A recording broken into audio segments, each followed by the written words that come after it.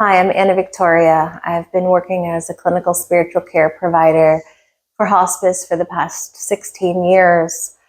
I've sat with over 1,000 people as they went through their death and transition.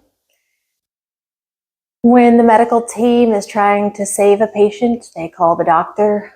When there is nothing else they can do for a patient, they call me. Have you ever watched someone die from a respiratory illness, maybe COPD or cystic fibrosis or emphysema? I have. These folks always describe a sensation of feeling like they can't breathe, even though they are in fact breathing. And it's a sensation that seems to get worse the closer that they approach the end of their life. There are interventions that can help: oxygen, morphine, even meditation can help soothe the sensation. But most of these people describe the sensation never going away completely. None of us wants to live or die feeling like we can't breathe. That's why we were all so outraged when George Floyd was murdered by a police officer holding his knee to his neck for 9 minutes and 29 seconds, even though he pleaded for his life, saying, "I can't breathe."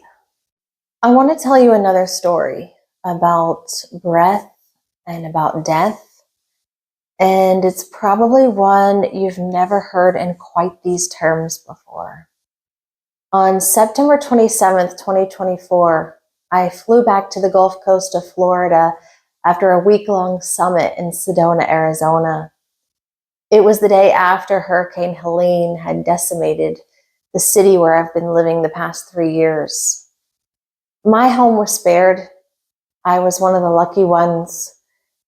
My best friend, her house was a total loss. The next morning, I went to her house, and as we were sorting through the debris, trying to salvage the pieces of her life, her home, I suddenly got a phone call from my brother in my hometown of Asheville, North Carolina. He said, "I'm calling to let you know that I'm okay." I was confused. "Do you mean you're calling to ask me if I'm okay?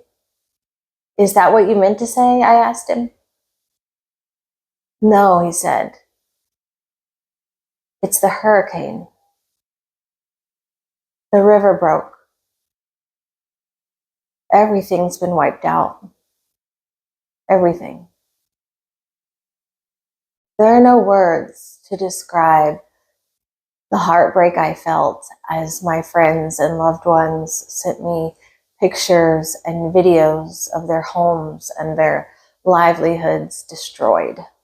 There are no words that can tell of the heaviness I felt as I drove around and watched for miles as people placed all their furniture, all their belongings in the front yard for Monday's trash pickup.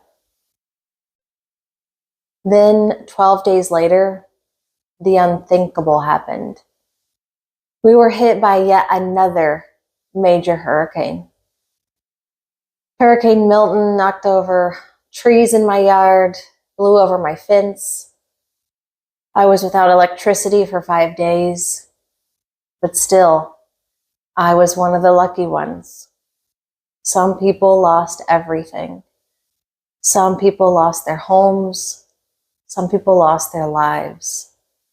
So right about now, you're probably wondering what the hell a respiratory illness or George Floyd has to do with hurricanes.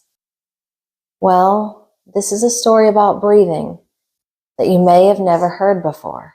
In the wake of so much pain, so much loss, so much suffering, it's completely understandable that people are feeling frightened of nature and angry at nature and more separated from nature than ever. That's why I felt compelled to tell this story.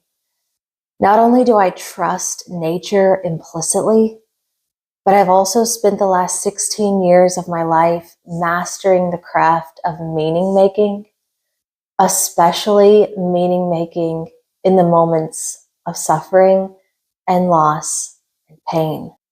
Most scientists agree the increase in intensity as well as frequency of major hurricanes these days is a direct result of global warming.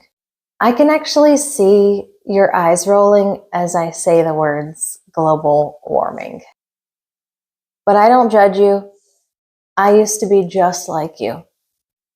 Whenever I would hear that phrase, I would think, I drive a hybrid, I have solar panels on my roof, I take out my recycling on Tuesdays. What else do you want from me? It was only last year I learned global warming is actually a story about Mother Nature's respiratory illness and her difficulty breathing. It turns out carbon dioxide in the atmosphere isn't actually the horrible villain that it's been portrayed to be. Carbon dioxide is actually one of Mother Nature's favorite building materials for creating and sustaining life on our planet. The problem isn't really the accumulation of carbon dioxide in the atmosphere. That's only a symptom. The underlying root cause is Mother Nature's inability to inhale all those carbon molecules from the atmosphere into the earth. She can't take a breath. Her lung capacity is diminished. Her lungs are functioning at about 3%. So what are the lungs of Mother Nature, you ask? The answer is soil. Soil is her lungs, but approximately 97% of Earth's topsoil has been exploited, removed, or otherwise killed. There are several factors that have contributed to this destruction, but by far the greatest killer has been the billions of gallons of glyphosate sprayed on the soil every year for the past 40 years. Glyphosate is a synthetic chemical, one molecule off from Agent Orange, and we've been spraying the soil our food grows in with this chemical for the past 4 decades. It has completely taken the life of soil. It has quite literally taken the life right out of Mother Nature's lungs. This is a story about breathing that can actually help us understand what's really happening.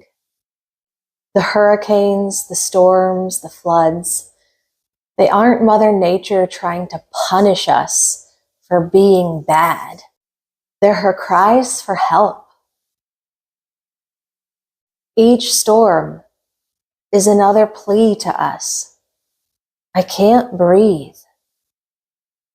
I can't breathe. I can't breathe. I can't breathe.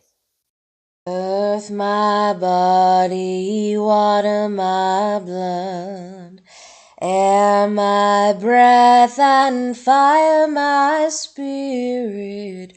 Earth, my body, water, my blood, air, my breath, and fire, my spirit. Earth, my body, water, my blood, air, my breath, and fire, my spirit.